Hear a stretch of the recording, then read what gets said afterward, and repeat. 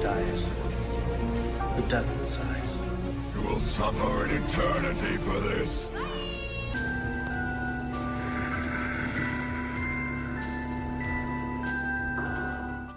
Welcome back, everybody, to 0-Point Reviews. Thank you for tuning in to us. We're a little late tonight. We had a few things going on behind the scenes, but we are here. I am always joined by Kevin, as always, and we are doing Animation Month for April. And we got Perfect Blue from 1997 from Satoshi Kon. Kevin, is this your first time watching this, or do you have a memory about this one? Or are we saving your quote-unquote memory of anime for next week with Princess Mononoke? Oh, fuck off with that. Anyway, I was just retweeting a son.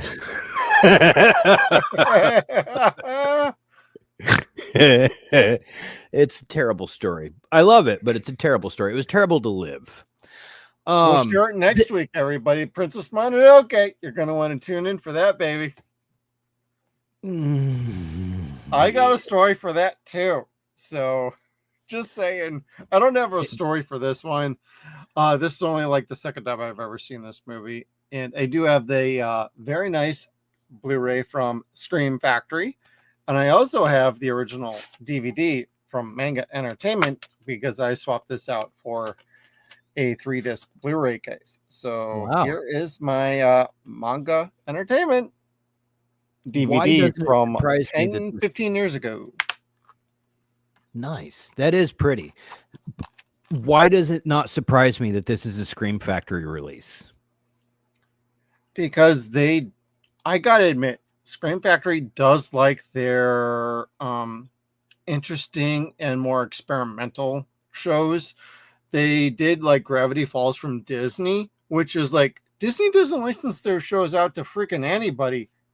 Yet Scream Factory got Gravity Falls. But at the same time, Scream Factory or Shout Factory, pardon my terminology changing on, because they got like 4 different freaking studios over there. Yeah, we've had a couple. We're ready to roll tonight. But that being said, like, this is actually technically G Kids and Scream Factory. So they did a wonderful, like, they get licenses to things that you'd be like, wow, really? They got a license to that. They got a license to this. Dude, Scream Factory has a license to almost all of Roger Corman's movies. So they have the full library, don't they?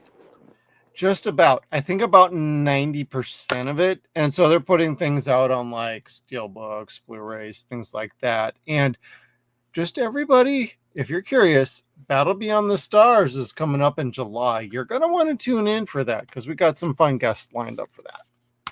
Night of the Blood Beast. I'm just saying, we've been talking about that for later in the year and a special guest. What about Humanoids of the Deep? Oh, cool. The stuff, things like that. Dude, Zach, we know you're paying attention out there. We'll get you back. We'll get you back soon. And for the Misties paying attention, I'm going to ask my internet auntie to be on the show with us. Hells yeah. So, anyway, the question that you originally asked that I like tried to dodge and is this is my first time viewing. I've never seen this and I've never heard of it before. And I didn't know what to expect whatsoever. Like my general knowledge or experience with anime so far has always had some sort of monster or fighting style, something to that effect. And this has none of that whatsoever. So I was a little surprised. Like, I wasn't quite sure what to make of this at first. Yeah, for Satoshi Kon, this was his first major feature film for anime in Japan. And Gooch, we know you're out there, brother. Leon, I know you're out there. Leon, this is one of your favorite goddamn movies. But you're traveling to Vegas right now, and you can't join us. That's okay, brother. It's okay. Whatever. Satoshi Kon, this is a fantastic movie. He is more on the cerebral side than just about anything else. If you're looking for like Akira, if you're looking for Vampire Hunter D, this ain't your jam. If you're looking for cerebral, psychological tension, anything like that, you're looking at like basically the David Fincher of freaking anime. And Yes. David Fincher always delivers on the psychological terrors more than anything else. And he brings the tension, the suspense, the thriller aesthetic of everything. This is Satoshi Kon in a nutshell. This is what he does. One of my favorites of his is Paranoia Agent, a 13-episode TV show that was on Cartoon Network, on Toonami. He's around the horn, and he's excellent, he was excellent. And he has a great filmography to him. And this is the bad boy that kind of kicked it off.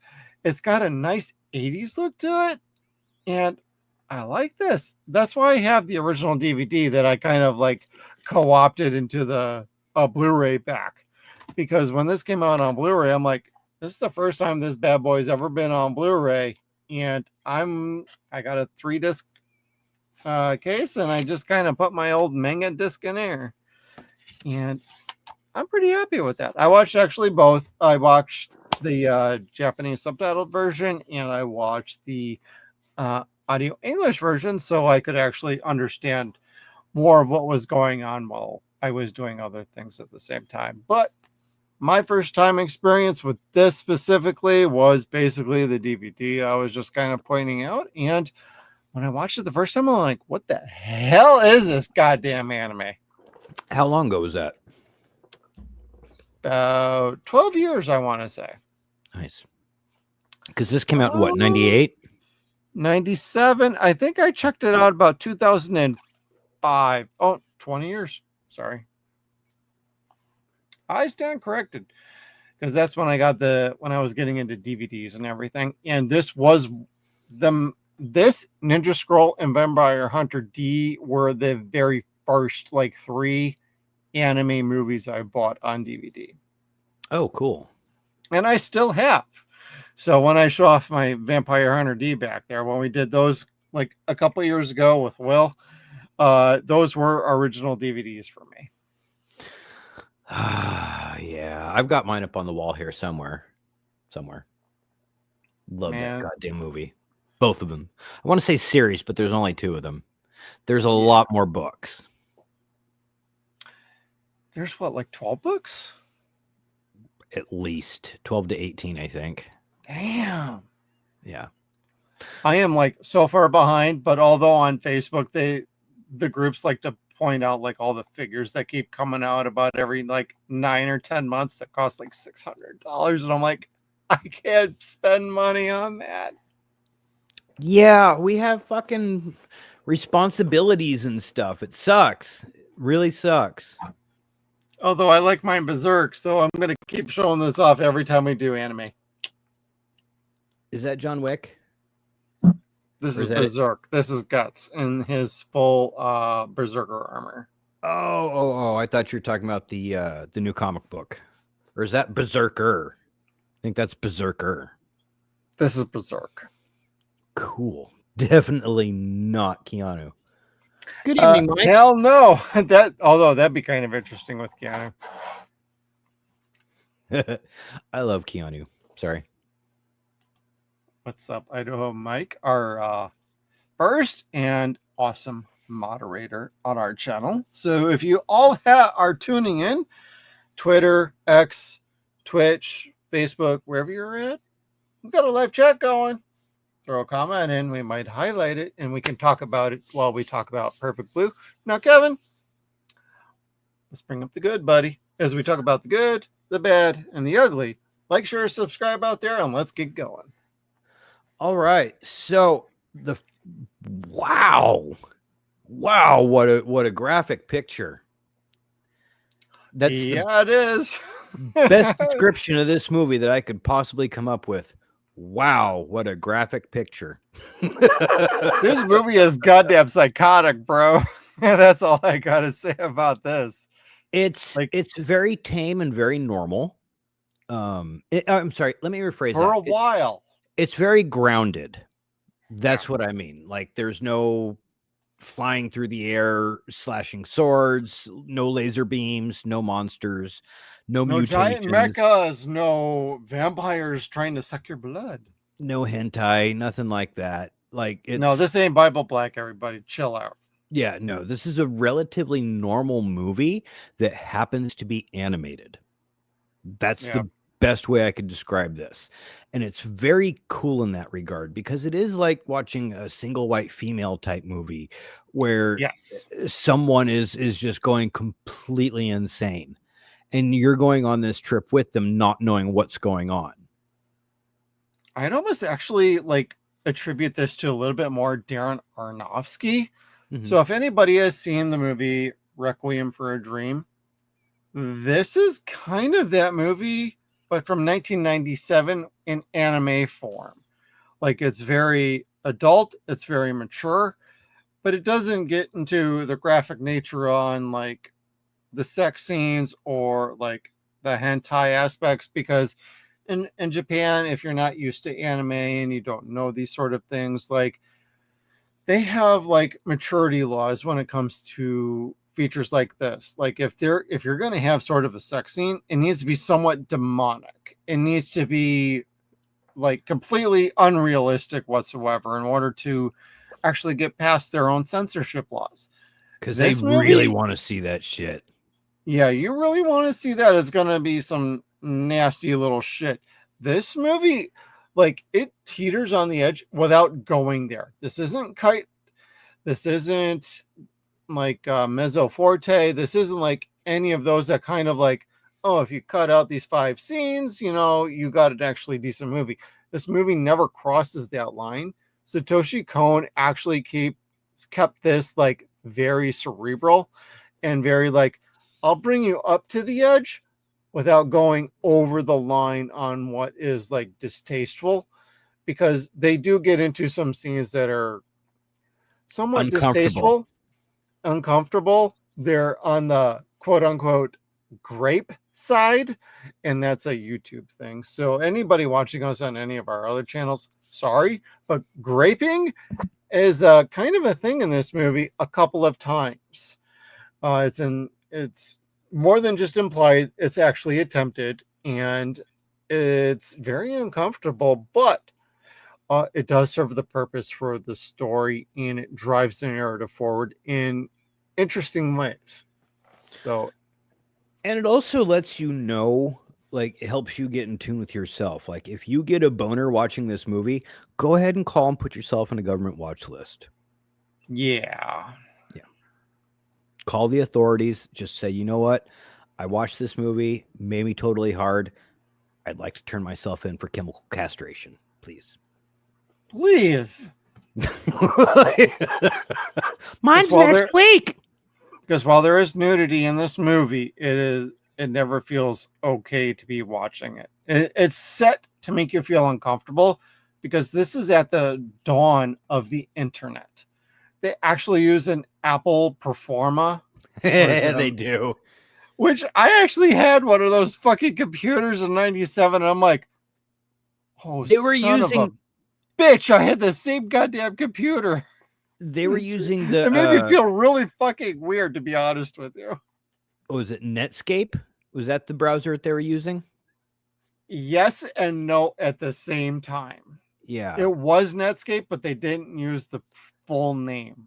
Yeah, but it definitely had the logo on there. I was like, hey, now. Yeah.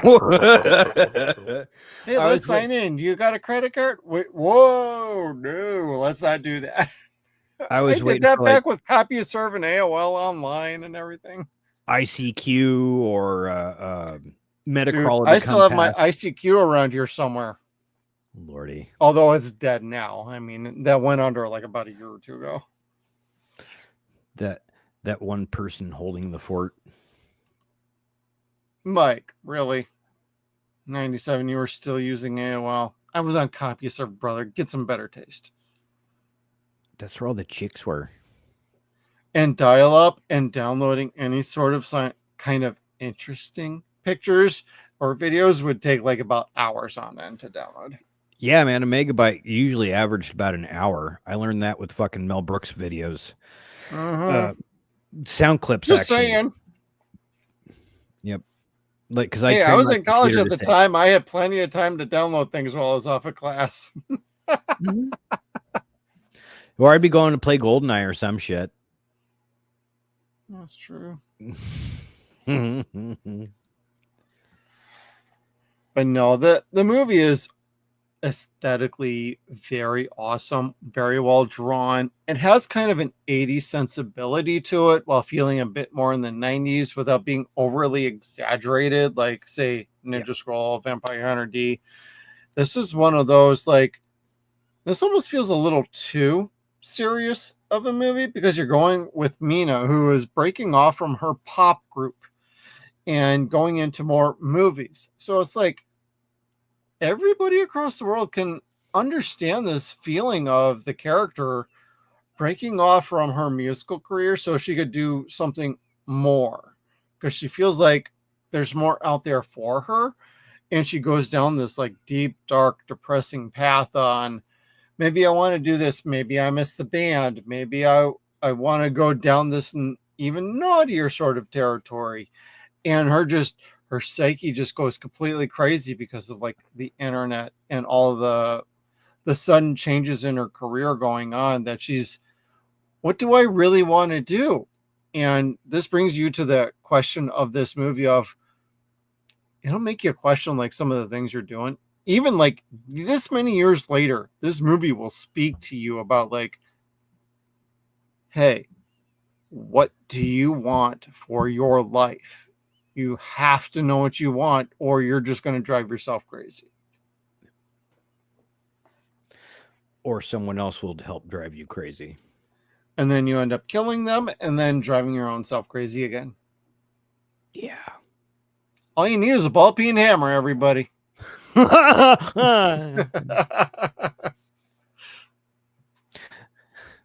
I watch a lot of cartoons. It's usually okay when someone gets hit in the head with the hammer. It's not so much in these cartoons. Yeah, that's very true. Now, what did you think? Were you okay with something a little more on this serious side with this that's not so overly exaggerated? Oh, sure. No demons, no ghosts, no none of that stuff. Honestly, what did you think of the story overall? Could not. Well, okay. So here's something that happened to me this morning at 4:00 in the morning. I had, dude, that's way too freaking early for me. Yeah, I got up and started watching this at 4:00 this morning. That'll do a trip on you, brother. Oh, that wasn't even the beginning of the trip. The beginning of the trip was the movie starting in Japanese and ending in Japanese. No English whatsoever. I understood 2 words in this whole fucking movie. Take 2. Or take 2. And that's where they're filming like a snuff film. And I'm like, is this a snuff film? That's where I bring up the Requiem for a Dream, because it feels like that's what we're watching half the movie. Because she's doing snuff films half the movie. Is that what she's doing? That's what it feels like, brother. Like she's doing all these tawdry movies with like as being a stripper. She initially starts as like, oh, I'm just going to be a secondary character on like this show. I just have one line. And then like 20 minutes later, yeah, I'm going to be a stripper who gets totally graped in a particular scene. And then I'm going to keep doing even more like C-level Cinemax movies. It's like, wow, Japan knew what Cinemax movies were back in 97. Nice. They have a flair for porn. They really like secreting. They really do. At least it wasn't gross in this movie. It was just uncomfortable. Yeah, that's true. That's true. I mean, it may make your skin feel gross, but yeah, if you're watching hentai, you're gonna feel a completely different kind of way. I accidentally have watched a couple like way back when because I didn't know any better about anime. This is when I was getting into anime. I know. Was there an elephant and a monkey and 2 dudes with beards? No. Wow, that's oddly specific, Kevin. I told Just you about saying. that video. I need to find that for you guys actually and share it with the group.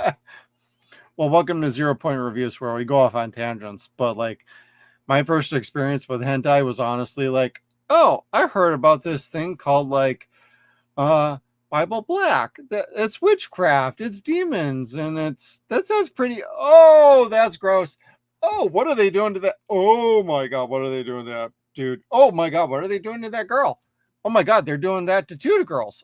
Oh, it's like a train wreck you can't take your eyes from. To be honest, this is not that goddamn movie, so relax, everybody. But like, just back when I did not know any better, and this is before I even saw this movie, I'm like, I'm not interested in some of this hentai shit. But like, this is like that bridge between the worlds. Like, yeah, anime could either be completely fucking crazy or it can be like, wow, that actually made me think. That actually is making me wonder about a couple things in my own mentality about being a better person. Like, what do I want to do with my life? What goals do I have? Do I want to have a boy band, or do I want to break off and be like a major motion picture star? Because everybody knows I'm a motion picture star. And I got some of that out of watching this, because again, I understood not a single fucking word other than take two. So and I was like, I'm sorry. If I could burn this for you, I would. I was so busy with my own job today, I couldn't get to it. I didn't have time to watch it twice today, even starting at 4 o'clock in the morning. Yeah. Like, I had so much work to do. It was just redonkulous. But again, I wanted to get the movie watched, but my wife wanted to watch The Last of Us with me last night, and I wasn't going to be like, no, I don't want to. Season 1 or season 2? What do you want? Season 1. I'm about halfway through season 1. So I'll ask you about that on Saturday then. Fair enough. Fair enough. I haven't played the games, so I have no point of reference. I can't be like, well, this sucks. Like, the only thing I don't like so far is Pedro. You mentioned Pedro's a shitty actor. Like, I wouldn't call him a shitty actor. He just can't maintain an accent for more than like 3 lines. Basically. Like, first he's got that southern drawl, and then he doesn't. He talks like me. Yeah, brother, get down there and deep, dig out them wheel wells. Mm-hmm. Wheel wells. Mm-hmm. Well, unlike Mina here, who likes to drench herself in blood when she almost gets hit by a goddamn truck, tries to kill one of her 3 or 4 split personalities. Is that what that was? Yeah, she was fighting within her own psyche on like, which person do I want to be going forward? Well, I got that way fucking wrong. Oh, dude. Leon, I swear to God, we should have had you on now. Okay, so correct Kevin and like really explain this shit. Like, I thought she beat the bad guy, beat the fucking fan, and then found out that the chick, the other short-haired chick that was with her, like, I thought that was the lady in the wig pretending to be her vicariously. I'm like, oh, there was another bitch behind the scenes. Start eating popcorn like, oh man, now it's getting interesting. So no, that's how I would have ended it though. No, this is Satoshi Kon. So he likes to play with the inner like mentality of everybody and like to pull its strings. And ultimately she's fighting within her inner voice. Basically, her inner voices are manifesting in a physical form for her specifically. Nobody else ever sees this. So she's battling out like, I miss being part of the band. I want to do tawdry stuff. No, I want to be a starlet. I want to be an actress, but I'm also going crazy because somebody's stalking me on the internet. Yet at the same time, she keeps encouraging the internet discourse within herself and the stalker that's going for her. So there's a lot of complexity to this movie, and a lot of it is internal, a lot of it is not. And it's trying to find that fine line between the narrative on what is her story versus what's her story with the stalker. because Does it keeps she like the bleeding over. attention? Yes, there is part of that too. She's asking for the attention because Because she she's wants something starving for it. more in her life, and being the third wheel in a music band ain't working for her.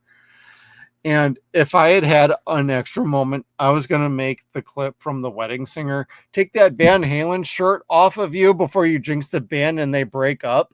This is kind of it with that kind of movie from The Wedding Singer with Adam Sandler. She just was like, I want to be part of the band, but I don't. I want to do more. I'm destined for more. Yet she drove her own self crazy based off of that. So Sounds a bit like she was trying to be Norma Desmond, but just couldn't get there. Yep. And you could say the same about, like, say, Norman Jean. You could say it about just a lot of people. Like, you could actually go back like decades and attribute like any number of bands that once they hit a certain point, one of them would always kind of break off and be like, oh, I want to do my own thing. John Bon Jovi eventually broke off from Bon Jovi to be an actor.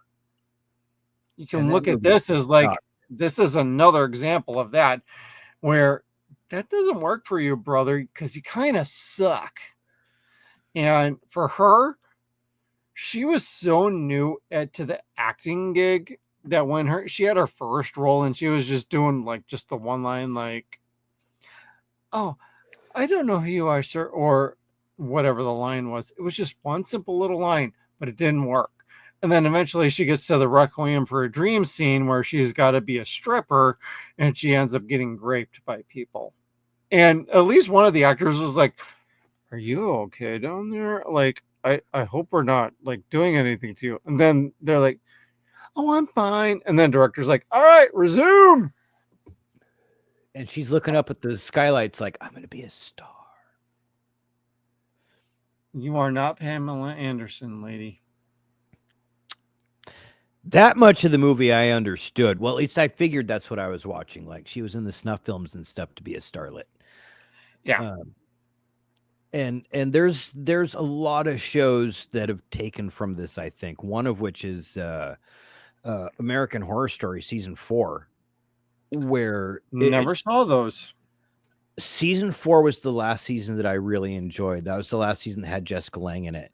And she played a German starlet that was very similar, was a musician, wanted to be an actress, and she was in the movie and she was going to make a porn basically.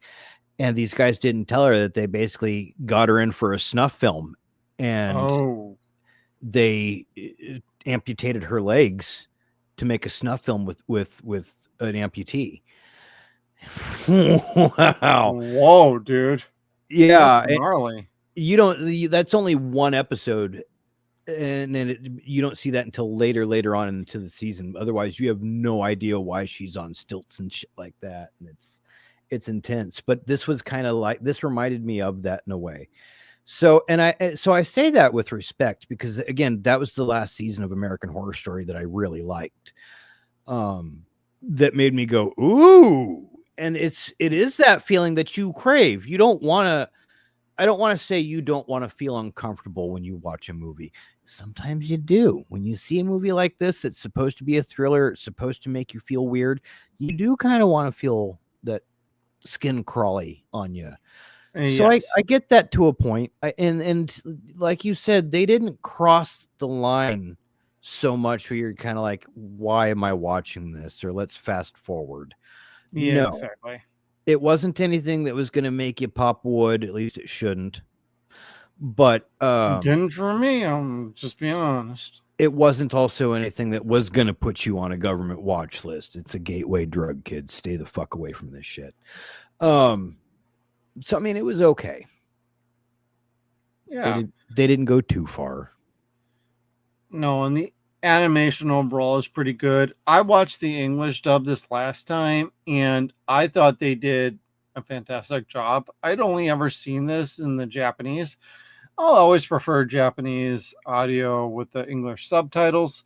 Sure. That's fantastic as is. So if you're looking for this from like Amazon, you're gonna enjoy this. You may not get the slipcover, but this movie is totally worth it in and of itself. And like you get all the dubs, you get all the subtitles. If you just want to watch English, the English audio is actually on point. It's really very good. I thought it was really damn good. So I was pretty pleased with what I was catching this time because I never watched it with English before. And I'm like, wow, that's actually really good acting right there. So they had a very good cast, did an excellent job. The Blu-ray quality is excellent. Like it's beautiful. I watched the DVD. The DVD has the same transfer. It's just on DVD, of course, but it looks great all around. And like aesthetically, it's a nice throwback, and it's not so crazy that you can't appreciate and enjoy something on a level of Japan. And anime can actually present you a quality story that'll make you feel creepy, make you feel uneasy, but it'll also ultimately make you think. And Satoshi Kon and all of his movies will always make you think. So I would highly recommend everybody at least check this out at least once. It is on Amazon Prime if you want to rent it. It's like about $3.99, but there's a few other places you can check it out if you sail the high seas, so to speak. And I will say this about that, like I don't want to jump ahead to Final Judgment yet, but I was engaged in this movie, even not understanding what they were saying and apparently not following what was really happening. I was still engaged with this picture. Like I was able to tell enough what was happening, like to get the meat and potatoes of the story up until the end. Was it all in Japanese and no English subtitles for you then, buddy? No subtitles whatsoever. I understood not a single thing of what was happening other than understanding the actions of the scene. Like, all right, I'm gonna rip the DVD for you. I'll send it to you after this so you can actually understand what the fuck really happened in this movie. Although you seem to have a pretty good grasp just from watching the pictures and understanding what was happening. Well, now that you say she had to battle herself at the end, I'm kind of like, oh, I get it. She's a narcissist and she was headed down a downhill path anyway. Okay. Boom. Sniper shot there, Kevin. I mean, I don't want to sound like a misogynist when I say that, but I have dated a few of these women myself. A few of us have. Which we do not have to talk about. I need tassels. Hey, the crazy, the sex is great, but the waking up the next morning is not so much. Rides like the demon. Sometimes they stay. Like sometimes you go. You get that curse that stays with you. Most men have dealt with this, believe us. The hell papilloma virus.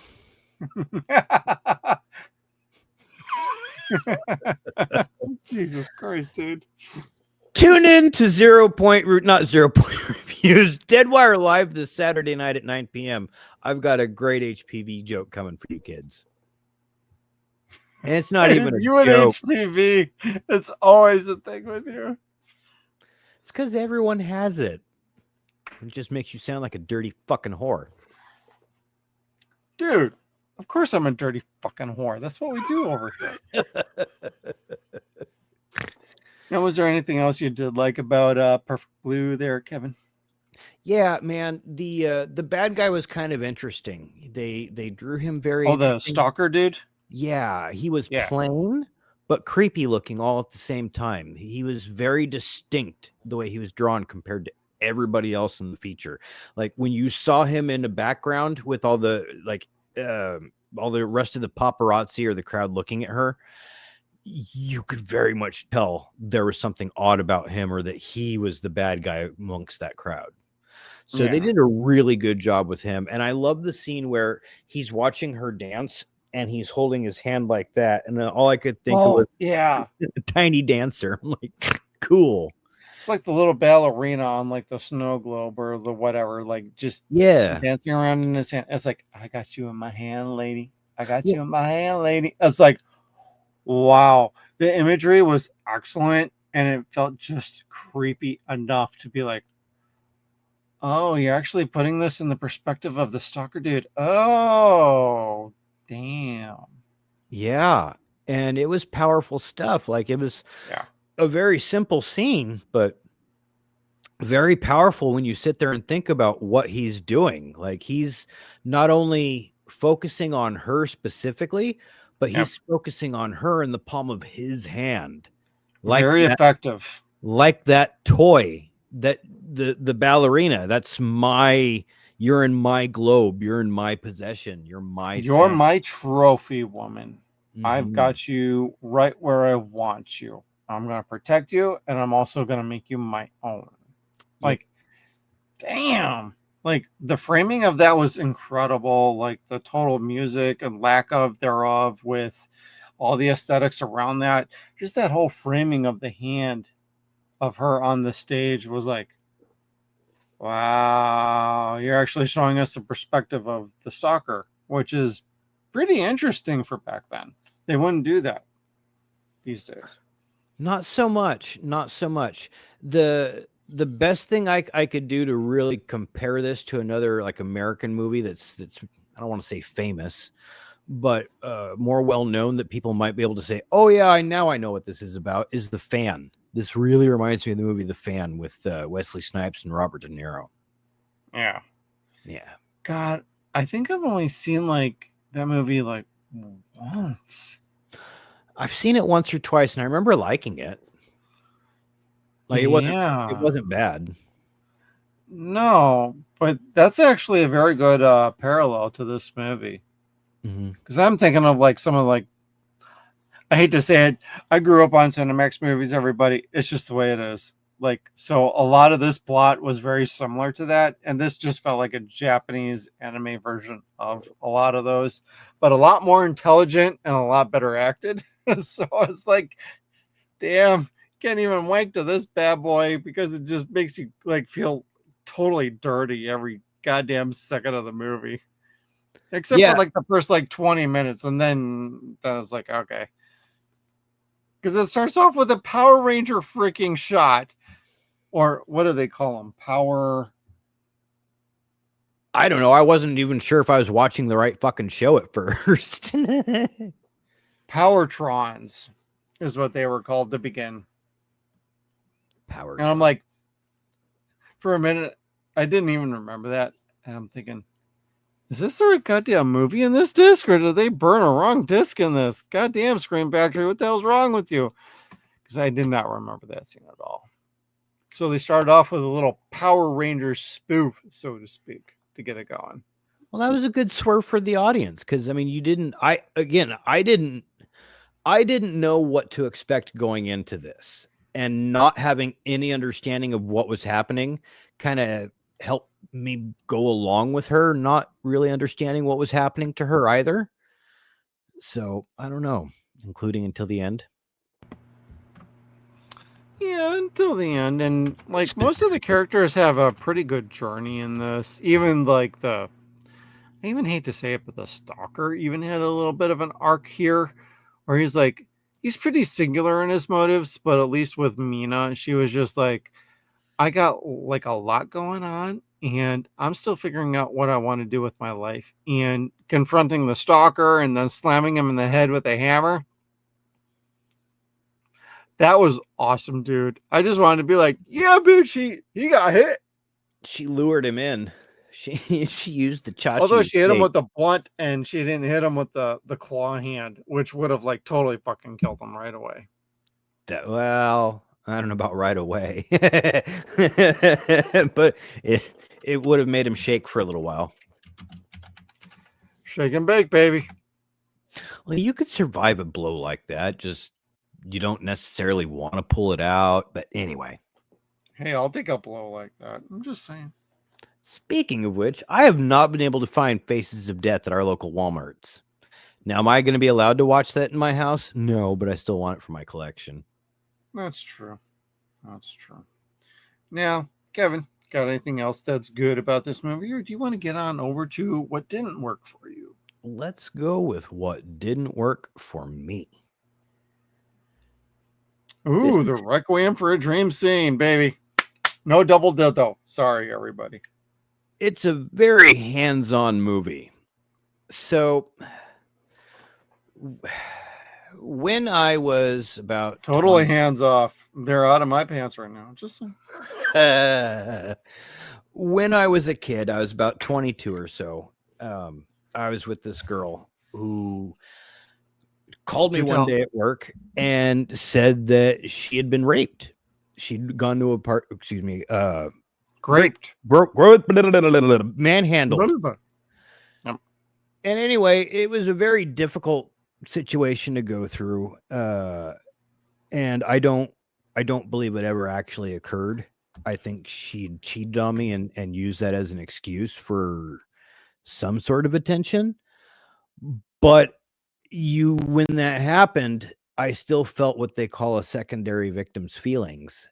And so I have that empathy.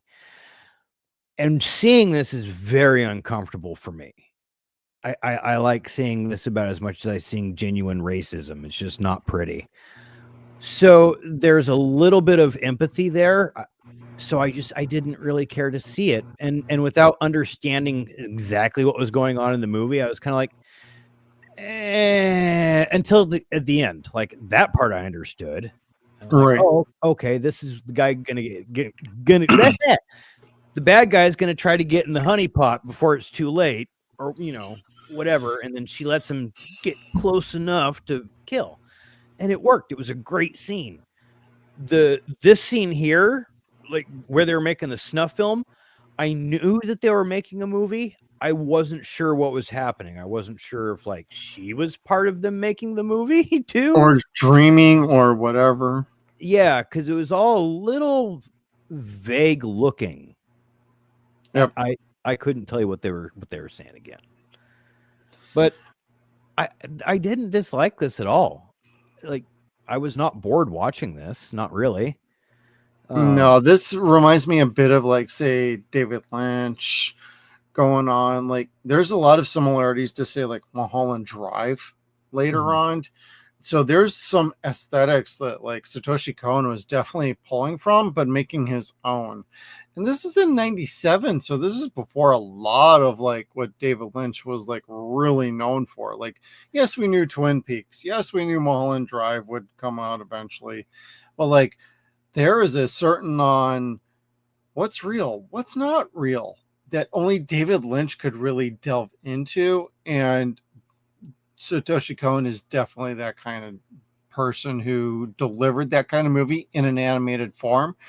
And I would even argue Paranoia Agent is one of my absolute favorite animes out there. It's 13 episodes.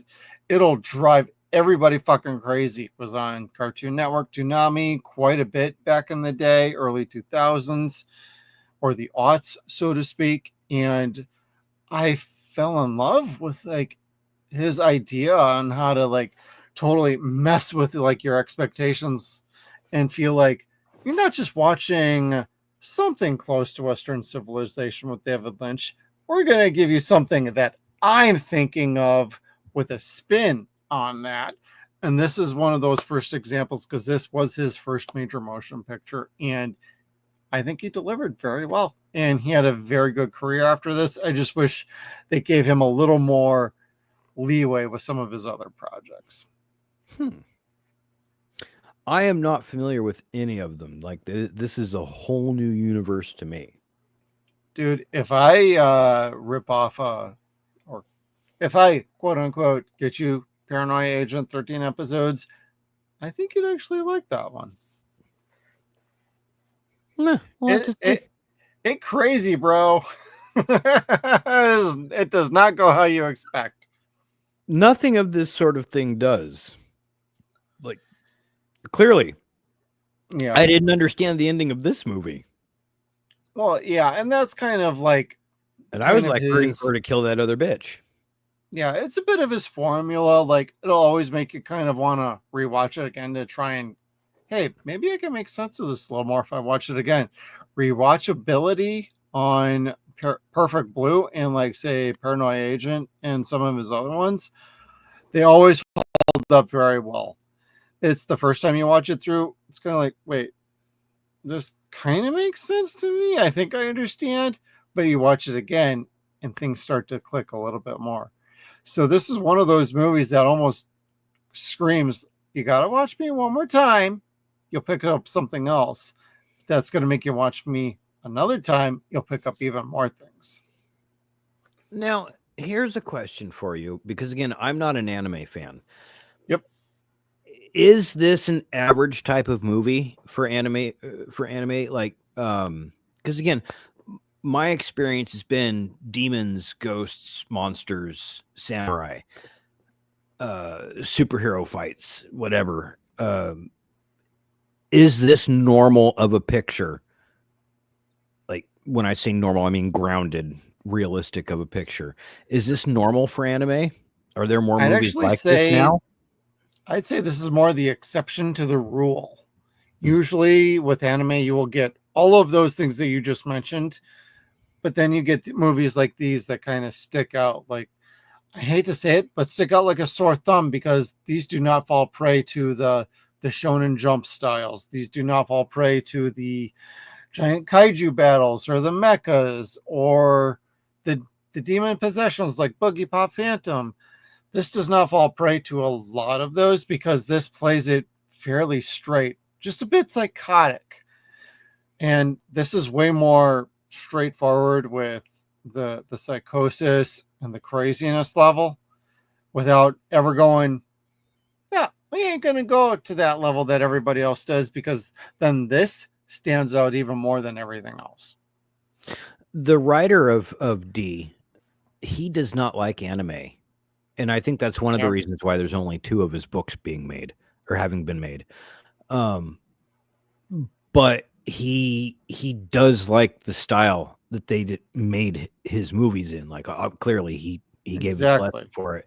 So, I mean, that having been said, because he's not a fan of all the stereotypical things that go into this type of movie, I'm curious as to how he felt about this film being as grounded as it is. He probably would have actually liked this movie based off of what you're telling me on that. Like, a lot of them love that sort of like craziness, but a lot of them, like say the Vampire Hunter D creator and like Satoshi Kon and like say the creator of Black Lagoon, I'm sorry everybody, the name is spacing me. They do not like to do the completely standard formula of anime. They like to do more grounded things, even if they're a little more on the supernatural side, say with like Vampire Hunter D and like with Bloodlust we would eventually get. Like, the books are very much their own narrative with D. With this one, this was a bit of Satoshi Kon's, hey, let's try and do something that's a little different than what we usually put out. And so this broke the cookie cutter formula. And so you will eventually get movies that are, or shows that are way more cerebral. They don't pull in the ratings that everything else does. So like I mentioned earlier, these are exceptions to the rule. But like with Perfect Blue, with like say even Appleseed, and Erwin, I know you're out there, brother. I'm going to talk to you Saturday about Appleseed. But there's some shows that you can get a little supernaturally without going too crazy with them, and you keep it very well grounded. There is a place for those, but they don't pull in the ratings. They're almost like the indie films from America that you're like, oh, that's a really clever, fun idea. Why didn't that make a whole lot of money? Well, it wasn't promoted. And Perfect Blue is kind of that movie. It's a cult classic. It's not like Akira. It's not Ghost in the Shell. It is not Ninja Scroll. It is not any of these other ones. However, when you talk about movies that'll make you go, what the hell? You can ask the Wachowski brothers. Ninja Scroll, Perfect Blue are 2 movies they looked at when they went and did The Matrix. Ninja Scroll more importantly than anything, but they took elements from Perfect Blue as well. They have mentioned multiple times in interviews through the years, like Perfect Blue is one of their favorite movies too. Interesting. Huh. So, I don't know. I didn't. I hope I answered your question there. Yes, you did. You did. And what really what I appreciate is the fact that this doesn't have any of those stereotypical things. It just happens to be an animated picture. It's just a normal ass movie, a good story that happens to be animated. And I love pictures like this because my wife hates cartoons, quote unquote. Yeah. And I keep trying to tell her, I'm like, if you just sit and watch some of my movies, you will see they just happen to be animated. Like there's a huge difference between watching cartoons and watching an animated feature. This is a wonderful animated feature. I mean, even for not even knowing what the fuck they were saying through most of it, I still enjoyed it. Well, and that tells you enough about the art to be able to tell the picture without even knowing the language or the subtitles or anything like that. The fact you could even follow the damn movie is a testament to how well this movie was put together. Yeah, like it was very easy to understand until the end. Yeah, until it got crazy at the fucking end. I don't know. Like, I don't know if I got up to stir my coffee or some shit, but I'm just kind of like, oh, now oh, it's that bitch. Oh, kick her ass. Yeah. Oh, she did. Oh, shit. Like, all right, time to listen to a little bit of music, make another cup of coffee, walk for a few minutes, and there we go. Start the day. Yeah, for me, I don't actually have anything bad per se to say about this movie. I don't even have a nitpick other than if there was anything, it probably could have been about 5 minutes longer. This came in at about 82 minutes with credits and everything. Yeah. I think about 87, 90 might have been a little bit better. It could have fleshed out some other subplots that were going on that never really got resolved. But hey, we resolved the stalker issue. She had her own like mind games she was playing with herself on what she really wanted to be and do and where she was going with her life. And then the movie just ended and it's like it'll linger with you, everybody. So I have like nothing bad to say about this movie. Whether that'll help with my score here in the final judgment or not is another question though. But it's a fun movie. Now, is it a movie that's worth rewatching about like 900 times in a year? No, this is one you're going to want to watch every once in a while because you watch it once. Maybe you want to watch it a second time. I would actually encourage people not to watch it more than that really quick because then you'll start nitpicking. This is one of those you watch it a couple times, then you watch it every so often just to kind of, yeah, that's a pretty damn good movie. The more you watch it, I would guess this is one of those movies, the more you're going to nitpick. That sounds like Hannibal to me, but Hannibal is not a particularly good movie to begin with. Oh, the one with Julia. Oh yeah. Yeah, I can't even think of her name right now. Julianne Moore. Yeah, not my Clarice. She was all right for about a movie and a watch or two. After that, I'm kind of good on her. Yeah. But anyway, I digress. That was not a great movie in general. But again, another one of those comparative IPs. It's a very similar Robert Bloch. I can't even think of his name. The guy that wrote the Hannibal series.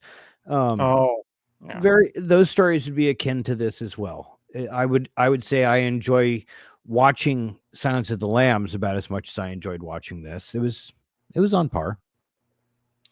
Yeah, that's actually a very good point because I would watch Silence of the Lambs as much as I would probably watch this movie once every few years. Just that's a damn good movie. I appreciate that. Yeah. Kevin. Oh, go ahead. I am late getting that last slide up, aren't I? No, it's all right. We could get to some final judgment. there you go, buddy. So I'm curious. One of the things that they point out in all these movies, I'm guessing these are all the various different roles that she's been in the weird movies. Yes. And her singing career too. Okay, so she went blackface in one of these. That's gross, even for 1997. I know. I even noticed that too. I'm like, wait, was she supposed to be an indigenous Indian for North America, or what was she doing in that movie? She is not Rosa Parks, yo. Just saying. Still cute though. But anyway, front of the bus for her. And I just lost like 4,000 subs. Shame on you. Somebody had to say it. Oh, I was trying. Hey, we sassy up in here. It's okay, everybody. Just relax. We're just having fun. I was having to defend myself. And I probably shouldn't have said it. And I'm the racist one up in here. I was quoting fucking Cedric the Entertainer when we were passing by Rosa Parks Park or Bridge in Eugene, Oregon. And I'm like, all she did was sit her old tired ass down. And my wife's like, it's on Barbershop, baby. The first one. And there goes the rest of the 7,000 subscribers we had. Boom. Later, everybody. It was nice knowing y'all. Whatever. I liked the first movie. Second one wasn't any good, but anyway. To the end of the bus with you. Shit. Hey, we'll just do a Blade movie and call it a day. Because at least we could write one. Disney, that's you, bitch. All I could hear is Princess Clara in the back of my head going, 2 lines means shorter waits for everyone. Oh my God, I'll start a line for that one. Stupid bitch. I'm sorry. I'm going to hell. We all going to hell, bitch. It was Tara Strong. She said it. She did it first. Nice knowing you, Tara. So, love girl. Yeah, I like this picture as far as Final Judgment is concerned. This was not a bad flick. I cannot say that I will be repeating myself next week as I am now. Like I actually really enjoyed this flick upon my first watch. My testicles will not come into play with this review. Next week, however, yes, there might be a scrotum involved. On your chin. Anyway, yeah. So this was fun. This was different. It was not what I was expecting, and that's what I really appreciated about it. Yeah. Now, what would you score this bad boy? Honestly, I'd give this about a 6.5. That's pretty fair. I know a lot of people are probably going to scream at you about that, but like, this is your first time watching this movie. And so you didn't really know what you were getting into. We usually watch science fiction and horror on this channel. And when we're doing anime, we thought we'd kind of mix it up a little bit this time around and do something a little more on the psychological side. And Kevin was like, perfect, Lou, what the fuck are you making me watch? It's like, well, it's good. I think you'll like it. And you ended up liking it. Having only watched it basically like, I want to say basically twice before. Once I remembered the second time I was kind of like lit on like rum and whiskey or whatever I was doing the last time. But this time I was watching it. I was high and having a good damn time. But again, I'm always high, so smoke weed every day. Hey, smoke weed every day. Hey. Hi.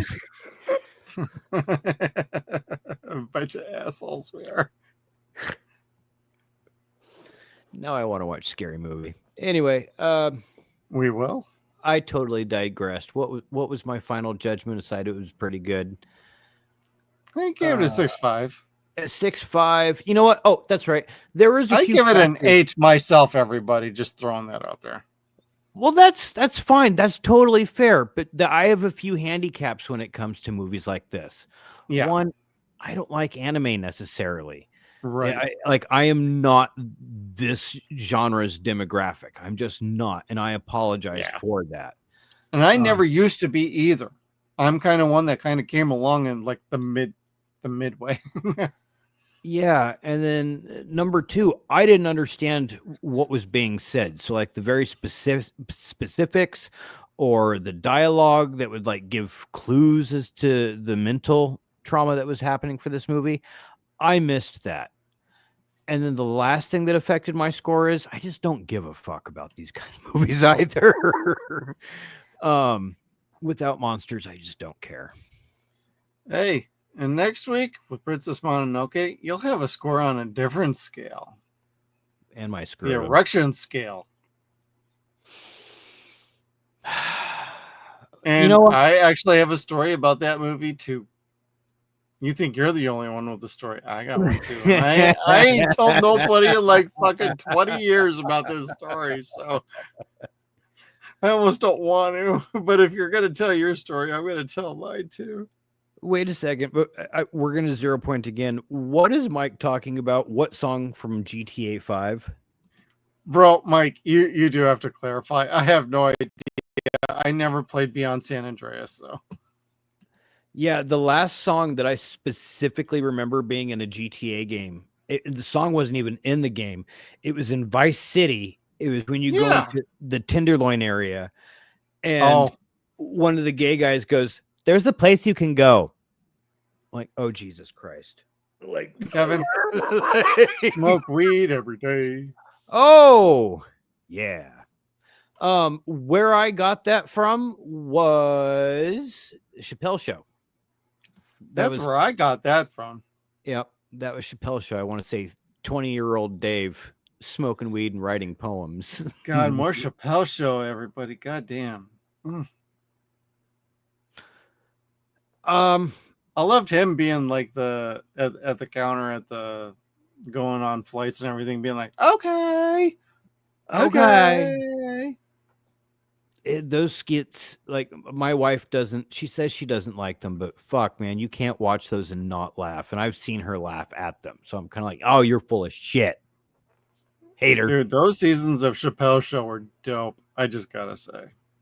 Those 3 seasons are some of my all-time favorite television, like ever. Absolutely ever. He was well within his right to be like, you know what? I'm good. I don't want to do this anymore. Just let him go out on top. It's okay.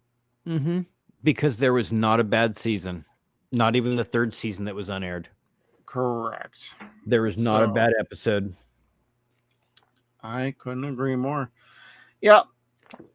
And getting back on topic, I like Perfect Blue. It's actually a favorite of mine. That's why I own it on Blu-ray. But this is not one I watch like all the time because I like to keep the memory of it like singular and just every once in a while dip into it. It's like the movie 2001 from Stanley Kubrick. I watch that movie about once every like several years and I enjoy it that way instead of like Beverly Hills Cop 2 that I've seen about every year for like the last like 50 years I've been alive.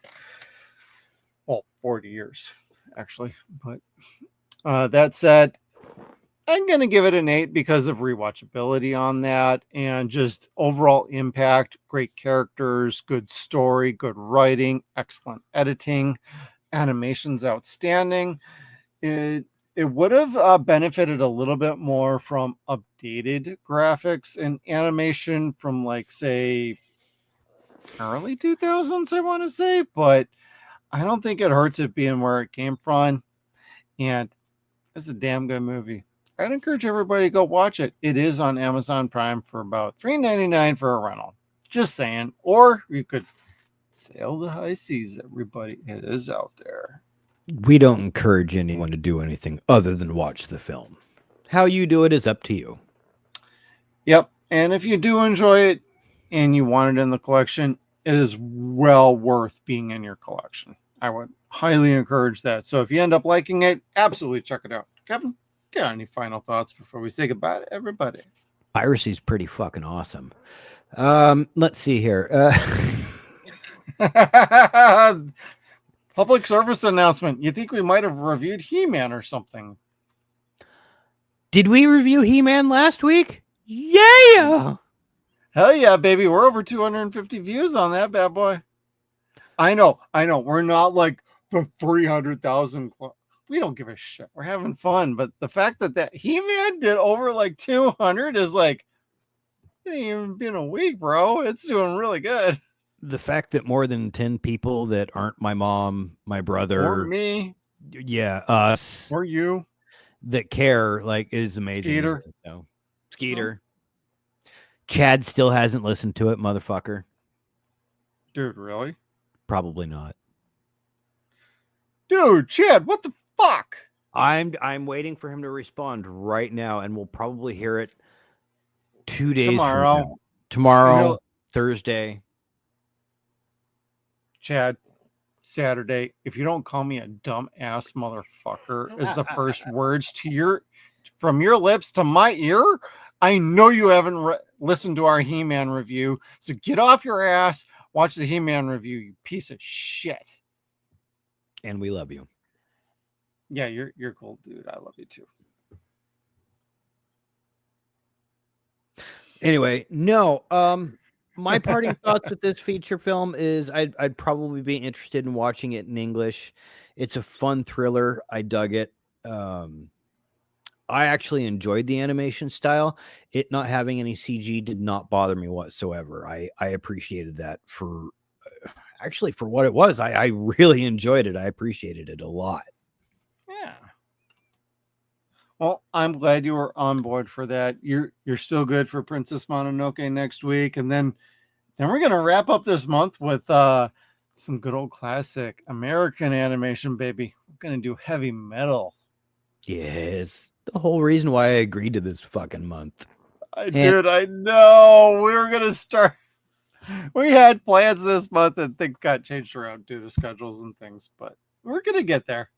We're gonna go out in style, brother. My first animated titties. Damn straight, Julie Strain, brother.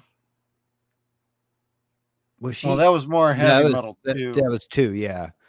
Still, Fact 2 Heavy Metal. FAKK2. Oh yeah. That's right. Didn't she marry the guy who was briefly doing Heavy Metal? Mm-hmm. Yeah. Yep. That was Kevin Eastman, wasn't it? I believe so. Yeah. So we have some fun movies in store, everybody. So next week, everybody, we're going to be doing Princess Mononoke from Studio Ghibli. So that'll be a fun one. We all have some fun stories with that. We'll see if we get our guest that'll join us on those little soirees. And after that, Heavy Metal. And we also are going to be doing Skeleton Warriors on Nostalgia TV in about a week and a half. So a week from Friday, following this Friday, we're going to be doing Skeleton Warriors, the best intro you probably never heard of. So thank you, everybody, for tuning in. Make sure you hit the like button on the way out. Hit the bell notification when you subscribe down below, and we will see you on the next one.